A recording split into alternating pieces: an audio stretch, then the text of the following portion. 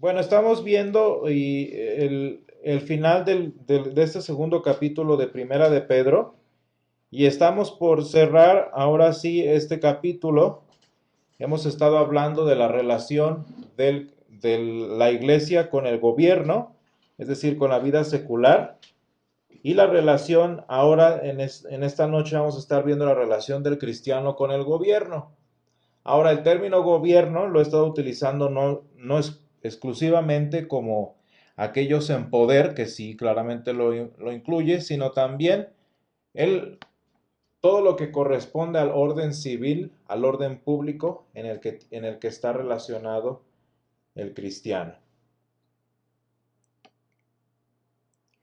Y entonces dice, entonces en este entendido, en esta sección que de hecho va desde el versículo 13 hasta el 25, tenemos dos ideas principales que una ya la hemos tocado un poco y la otra vamos a estudiarla en esta noche. Y bueno, ¿cómo inicia esta primera idea de lo que hemos mencionado?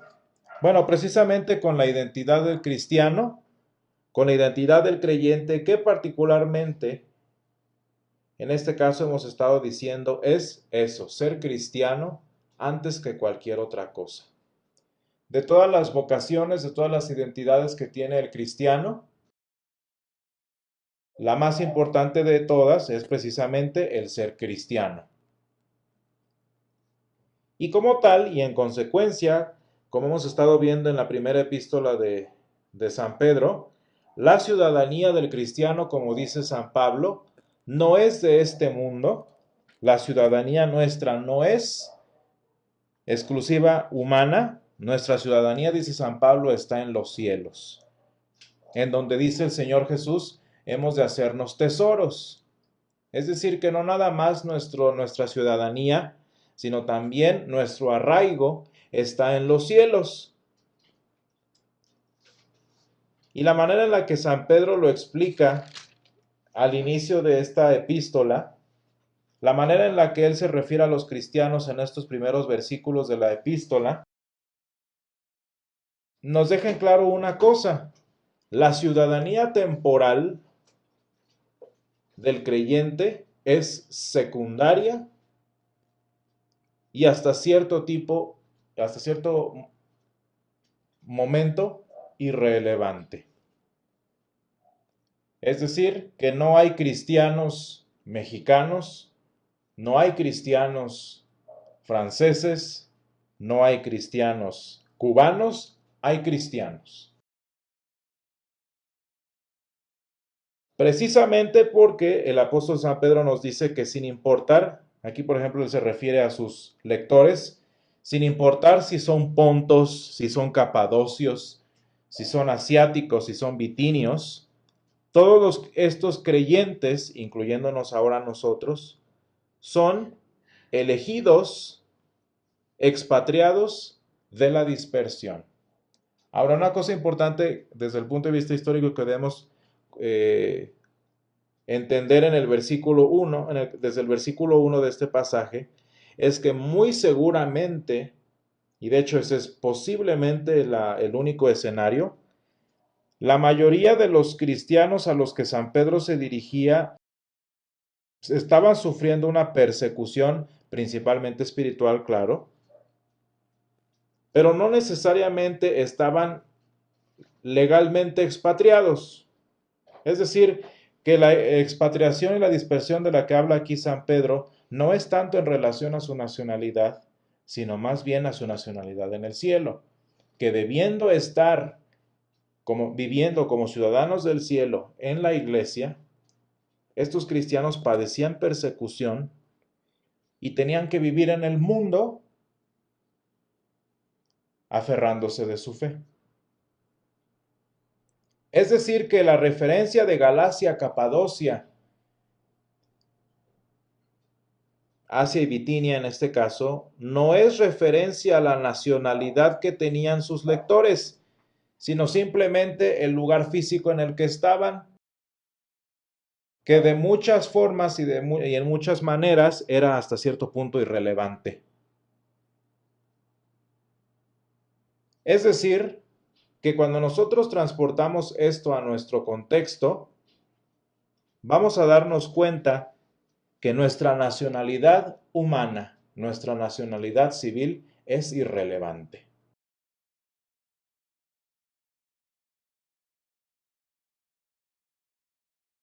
Y bien lo dice el Señor, nuestra ciudadanía está en el cielo.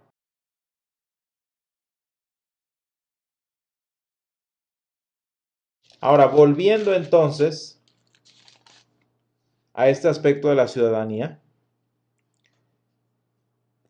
hemos estado viendo precisamente, de hecho lo vemos en el versículo 12, que entonces si la ciudadanía humana es irrelevante, ¿cuál es entonces la verdadera diferencia? ¿Cuáles son entonces las categorías verdaderas, por así decirlo? Bueno, en este caso, los que son linaje escogido y los que son gentiles.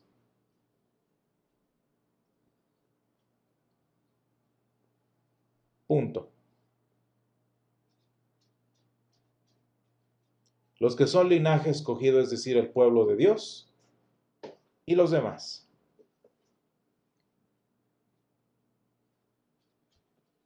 Este aspecto de la nacionalidad humana, a lo mejor a nosotros en nuestro caso, pues no nos suena tan, digamos, tan común. El entendimiento a propósito de esto no nos suena tan claro, por una razón bastante simple. Nosotros estamos viviendo un tiempo de estabilidad política en nuestro país en el que la nacionalidad humana hasta cierto punto es un presupuesto. Es decir, que para nosotros la nacionalidad civil es ha sido algo tan constante y tan duradero que nos cuesta trabajo entendernos a nosotros mismos sin esa nacionalidad. Pero eso es en nuestro caso muy particular como mexicanos. Pero qué distinto ha de ser vivir, por ejemplo, en la región de los Balcanes, en Europa, o vivir, por ejemplo, en el Medio Oriente, o vivir, por ejemplo, en el Medio Oriente, vivir en las pequeñas regiones del subcontinente asiático, en donde las nacionalidades, en donde las divisiones civiles, por ejemplo, también en África, son lo más cambiante que puede haber en la vida de la persona. Un día son esto, un día son otra cosa, un día se llaman así, un día se llaman de otra manera. Y es que si nos ponemos a pensar en este respecto, vean cómo, bien lo decían los teólogos de la Edad Media, la nacionalidad es un aspecto intrascendente. Y de hecho, no nada más es intrascendente, sino que es pasajero. Y así como los movimientos humanos, guerras, invasiones, colapsos de imperios, siempre están modificando siempre están modificando el panorama social, por así decirlo, el panorama político. Digo, bastante mejor es para el cristiano tener su ciudadanía en el cielo. Y esto lo hemos visto en muchos países, esto lo han vivido muchos cristianos que han cambiado de nacionalidad por lo menos 3 o 4 veces en sus periodos de vida. En nuestro caso, digo, la historia es distinta por varios factores, pero a final de cuentas la nacionalidad humana es intrascendente, es pasajera. Y un día servimos a un rey y otro día servimos a otro rey. Este es un aspecto, pues a lo mejor a nosotros, decía yo, un tanto inesperado, por así decirlo, pero imagínense si para nosotros como cristianos en México esto es un problema. Imagínense para el caso muy particular que debemos mencionar, que es los cristianos en Estados Unidos. Los cristianos en Estados Unidos, sin importar la denominación, sin importar el rasgo confesional que tengan, Por muchas razones culturales desafortunadas en la mayoría de los casos, ellos han llegado a caer en la misma situación de la que hablábamos hace algunos miércoles, en la que la iglesia fue revolviéndose con los poderes temporales. Y así como los papas se convirtieron en emperadores, así como en el pueblo de Israel los israelitas se convirtieron en reyes en rebelión contra nuestro Dios, las iglesias o las denominaciones en Estados Unidos, por ejemplo, que es el caso más analizable, se han revuelto también con la cultura norteamericana. De manera que, tristemente, en muchos aspectos, la cultura norteamericana es sinónimo a sus ojos de la cultura cristiana. ¿Y cuál es el problema de esto? Que así como se pervirtieron los papas, así como se pervirtieron los reformadores y como se han pervertido muchos de los evangélicos modernos, así también sucede en el caso del cristianismo norteamericano, en el que si ustedes se fijan, muchas veces el trabajo misionero no nada más es de llevar la palabra de Dios, sino la cultura norteamericana. Y nosotros lo vemos en cualquier gran denominación norteamericana, siempre está la división. Tal fragmento de esta iglesia, Estados Unidos. O tal iglesia, Latinoamérica. O tal iglesia, México. O tal iglesia, Europa. Fíjense qué interesante es ponerle títulos al pueblo de Dios que el Señor no le ha dado. Darle atributos al pueblo de Dios que el Señor no le da ni quiere darle. Que si ustedes se fijan, es lo mismo que hizo el pueblo de Israel, dándose a sí mismo un título que el Señor no les dio, que fue el de un reino, por ejemplo.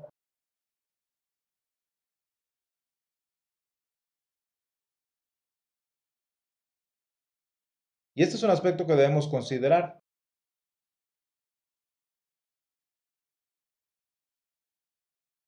Vemos cómo el cristiano en este caso no es un ciudadano de este mundo, no está limitado a las, vamos a llamarle así, a las etiquetas sociales que en este caso se llama nacionalidad,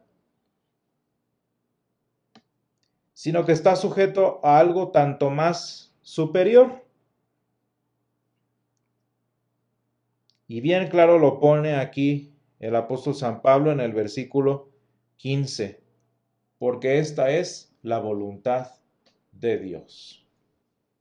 Ahora, esto que estoy diciendo que es fundamento bíblico, tampoco vamos a tomarlo a un extremo como lo hicieron los primeros, que de hecho, irónicamente, son los que poblaron los Estados Unidos. Es decir, no tenemos nación, nosotros respondemos solo a Dios y no reconocemos los gobiernos. Ese no es el camino. ¿Por qué no es el camino? Por la simple y sencilla razón que el Señor nos dice lo que nos está diciendo en el versículo 13. Si bien somos ciudadanos del cielo, si bien nuestro tesoro está en el cielo, si bien nuestro linaje es un real sacerdocio y somos una nación santa, el Señor nos ha mandado a someternos a toda institución humana, ya sea al rey como a superior, ya a los gobernadores,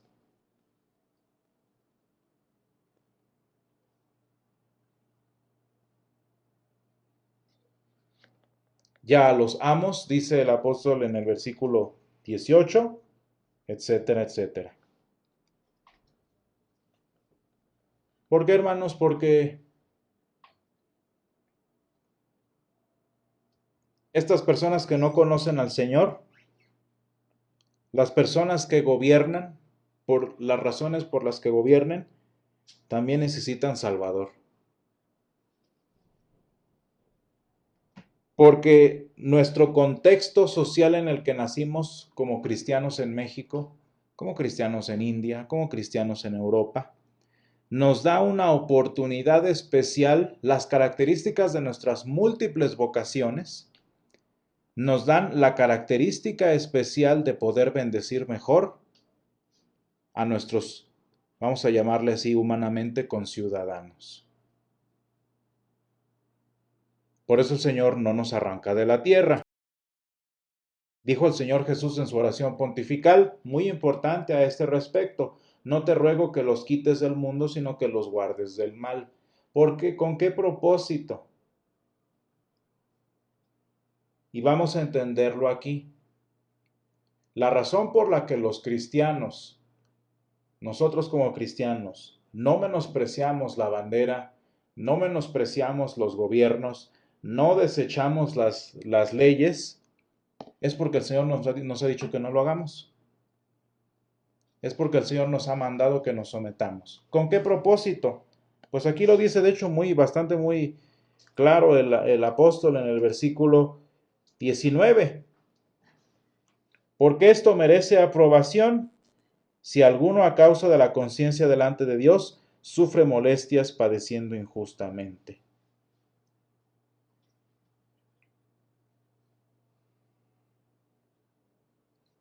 Nosotros como cristianos no somos como, en nuestro caso, nosotros como cristianos en México no somos como cualquier mexicano. Nosotros no somos mexicanos porque esa es la única identidad que tenemos. No somos mexicanos porque nacimos aquí. No somos mexicanos por cualquier razón. Somos mexicanos porque el Señor nos manda que nos comportemos como tal. Y fíjense, esta situación que envuelve tanto la fe del creyente como el aspecto social y este hilo tan delgado entre la apatridad y el nacionalismo, venía curiosamente a manera de engaño en la pregunta de los fariseos que tanto conocemos a propósito de los impuestos. Fíjense bien, la pregunta de los fariseos sobre los impuestos que le hicieron al Señor Jesús no nada más era un punto para probarlo a ver y que hubiera una rebelión. Si lo entendemos a profundidad, ¿qué es lo que están haciendo?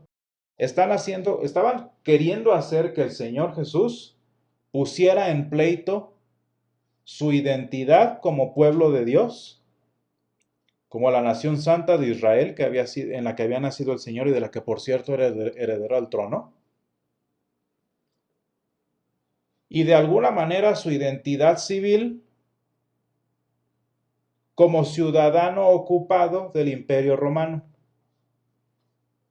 En pocas palabras, lo que los fariseos estaban tratando de hacer es que Jesús pusiera, por así decirlo, su identidad cristiana en contra de su identidad humana. Pero pues bueno, naturalmente el Señor no es nosotros. Nosotros como cristianos, una de dos, o revolvemos nuestra identidad nacional con nuestra fe, o nos hacemos apátridas. Nos hacemos iconoclastas de nuestra historia. El Señor es el Señor y Él, ¿qué dijo? Una cosa muy sencilla. Dar al César lo que es del César y a Dios lo que es de Dios. Y aquí el problema, el Señor lo dijo muy breve, el problema para nosotros, pero el mandamiento del Señor es que lo que parte de lo que corresponde al Señor, parte de lo que es de Dios, es la sujeción a las autoridades. Es decir, parte de darle al Señor lo que es del Señor es hacer su voluntad, que es en este caso someternos a toda autoridad humana. Dice el apóstol San Pablo y también dice el apóstol San Pedro en lo que estamos estudiando hoy. Fíjense, hermanos, cómo el apóstol San Pablo no está tomando tintes políticos, no dice a cuál rey, no dice a qué tipo de gobernantes. Por lo que estoy diciendo, los reyes vienen y van, las nacionalidades pasan y terminan y se colapsan y lo que sea. Y sin embargo el mandamiento del Señor permanece. ¿Por qué? Pues porque la necesidad de los connacionales, la necesidad del pueblo específico que nos rodea, permanece. Y en tanto que permanece su necesidad, permanece nuestra vocación.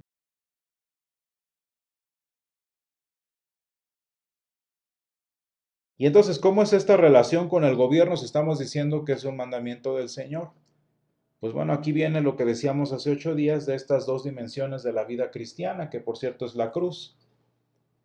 No, en este momento no estamos hablando necesariamente de la relación Señor-nosotros, es decir, la relación vertical. Estamos hablando de la relación horizontal, que por supuesto depende de nuestra relación con Dios. Y aquí es donde quiero que notemos precisamente el segundo punto que les decía muy importante de esta sección,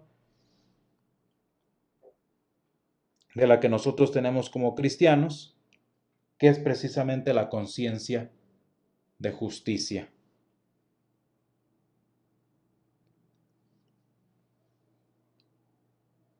Dice el versículo 19, vean este principio cristiano muy importante del que hemos hablado algunas veces ya. Dice, porque esto merece aprobación si alguno a causa de la conciencia delante de Dios sufre molestias padeciendo injustamente. Esta conciencia delante de Dios no es el resultado de las leyes civiles humanas, no es el resultado de la cultura en la que el cristiano nace, no es el resultado del estatus socioeconómico, tantas cosas intrascendentes que rodean la vida del cristiano. Esta conciencia delante de Dios es el resultado del Evangelio libertando las cadenas que hacen que el cristiano sea rebelde, que el cristiano sea obsceno, por así decirlo, que el cristiano sea iconoclasta, que el cristiano piense primero en sí mismo que en los demás. Y fíjense bien, estamos dependiendo demasiado en la conciencia cristiana.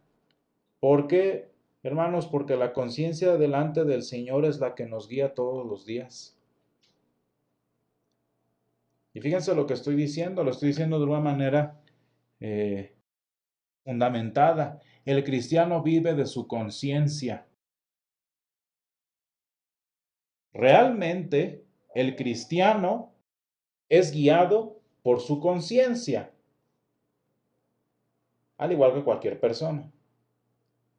De allí lo importantísimo que es que esa conciencia esté moldeada, esté formada y esté informada por el Espíritu de Dios a través del Evangelio.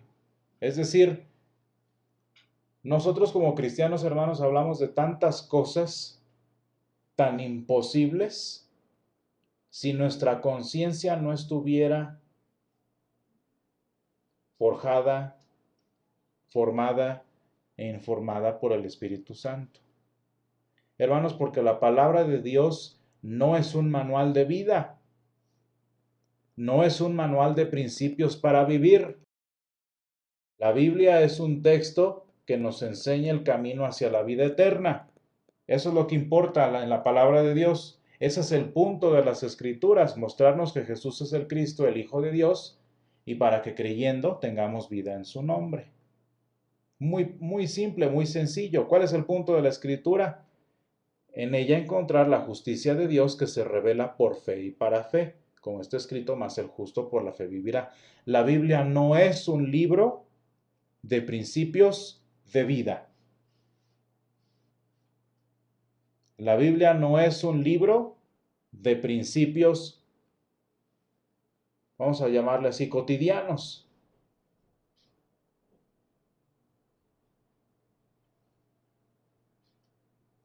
¿Qué es lo que hace entonces la palabra de Dios? Hace lo más difícil, hace lo imposible, consigue lo inconseguible para que nosotros en nuestra vida humana, en nuestra humanidad, podamos hacer el resto. Fíjense bien, ¿cómo lo podemos ver esto? La palabra de Dios por el poder del Evangelio, y esto es importante, cambia el corazón corrupto. Cambia el corazón ventajoso. ¿Para qué? Para que una vez que el corazón, que es la versión del Antiguo Testamento de la conciencia delante de Dios de San Pedro? ¿Es lo mismo? Para que una vez que la conciencia cristiana ha dejado de ser corrupta, ha dejado de ser ventajosa, por ejemplo, el cristiano pueda llegar a tiempo, el cristiano sea puntual, el cristiano sea honesto. Nosotros como cristianos hagamos bien nuestro trabajo. Pero si se fijan, esas cosas ya muy específicas, sí, claro, son fruto de la palabra de Dios, pero son el resultado obvio, en este caso, de lo que la palabra de Dios hace, que es lo importante, cambiar el corazón, moldear la conciencia cristiana. Porque hay tantas cosas en la vida, hermanos, que la palabra de Dios no dice qué hacer, no dice qué no hacer.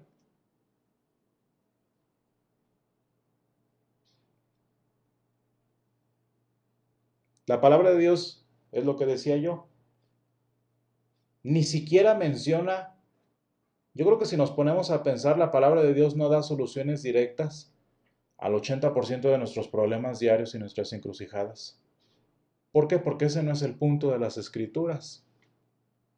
¿Qué es lo que se hace la palabra? La palabra de Dios cambia el corazón, forma la conciencia delante de Dios. ¿Para qué? Para que el cristiano pueda sortear esas situaciones diarias, para que el cristiano pueda resolver esas circunstancias en las que vive de una manera correcta delante de Dios.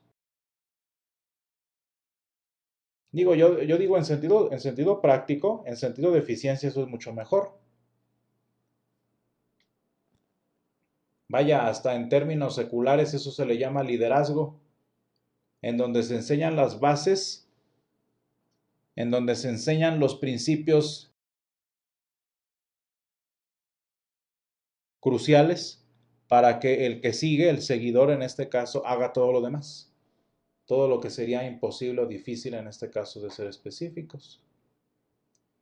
Ahora estamos hablando de la conciencia cristiana. Fíjense qué importante es esta conciencia cristiana porque hace que hagamos lo que está bien y lo que está mal. Y ya eso que estoy diciendo es un milagro imposible. Hablar del bien y del mal en nuestro tiempo es una cosa tan misteriosa y tan milagrosa que, hermanos, el hecho de que nosotros sepamos que estamos haciendo algo mal, sepamos que estamos desobedeciendo al Señor, es un milagro de Dios. Hermanos, ese milagro de poder en nuestra mente entender como creyentes que algo está mal, eso es un motivo grandísimo de darle gracias a Dios por su amor para con nosotros, porque nos informa de lo que estamos haciendo mal para que no lo hagamos y no caigamos en tentación, como dice el Padre nuestro. Ya con eso es suficiente, yo diría. Fíjense entonces cuánto dependemos de lo que es bueno y malo. Imagínense lo capacitada que tiene que estar la conciencia humana para poder hacer estas cosas tan difíciles.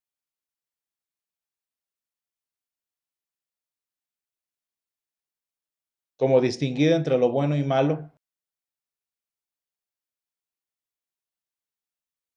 ¿Y cómo describe el apóstol San Pedro esta conciencia en sus palabras aquí? Fíjense cómo lo vemos aquí en el versículo 16 como libres, pero no como los que tienen la libertad como pretexto para hacer lo malo. Muy simple y muy interesante. Luego dice, los que son capaces de honrar a todos, amar a los hermanos, temer a Dios y honrar al Rey.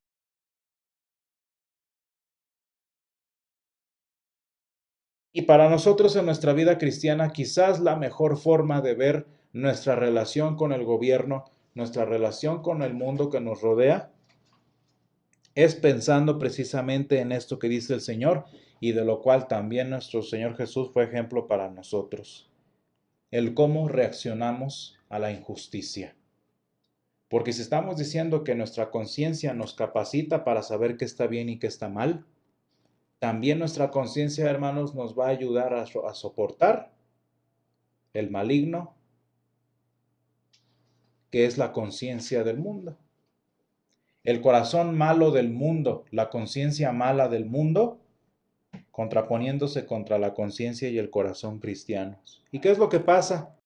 ¿Cuál es el resultado? ¿Cuál debe ser el resultado de nuestra relación con el gobierno? La misma que tuvo el Señor Jesús con sus perseguidores, la misma que tuvo el Señor Jesús con los que le azotaban. Y aquí no estamos hablando de ser perfectos como Él. Estamos hablando de compartir la misma conciencia y el mismo corazón que Él tuvo. Y aquí nos dan bastantes ejemplos.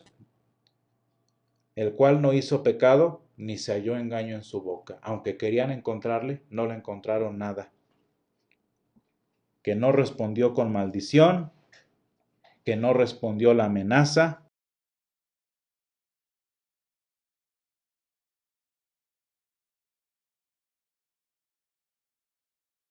Y como dice aquí en el versículo 20, sufrió y soportó y fue aprobado delante de Dios. Esa es la vida cristiana en pocas palabras. Conforme cambian los gobiernos civiles, conforme cambian las políticas humanas, nosotros vamos a ir viendo que nuestra condición como cristianos va a ir variando igual. A veces vamos a estar más libres, a veces vamos a estar más perseguidos, a veces los gobiernos van a ser más corruptos, a veces van a ser más libres. Pero hermanos, por eso el Señor nos dio una ciudadanía que está en los cielos, que no varía, que no cambia. Y el Señor nos dio una conciencia cristiana, que esto es importante, que tampoco cambia porque el Señor no cambia. Y a veces habrá que soportar más, a veces habrá que soportar menos, pero nuestra conciencia siempre continuará estando forjada, formada e informada por el Espíritu Santo para enseñarnos cómo debemos vivir. Gracias, Señor, te damos porque tu palabra nos capacita, Señor, de manera milagrosa, Señor, para poder vivir correctamente, porque, Señor, tu palabra nos enseña a vivir en justicia, nos enseña a vivir, Señor, según lo que es correcto. Y te damos gracias, Padre, porque nos has dado para esta difícil tarea una ciudadanía que está en los cielos. Nos has dado una conciencia que proviene de ti, Señor, y a través de estas dos características del cristiano humano, tú, Señor, nos concedes llevar nuestra vida sufriendo y padeciendo cuando es necesario, pero también extendiendo tu reino como ha sido tu voluntad. Ayúdanos, Padre, a ser de bendición en nuestra ciudadanía humana. Ayúdanos a ser de bendición en nuestra obediencia humana, Señor, para que los fines y propósitos eternos que tú tienes para nosotros puedan cumplirse en cada uno de nosotros. Todo esto te lo pedimos, Señor, en el nombre de Jesús. Amén.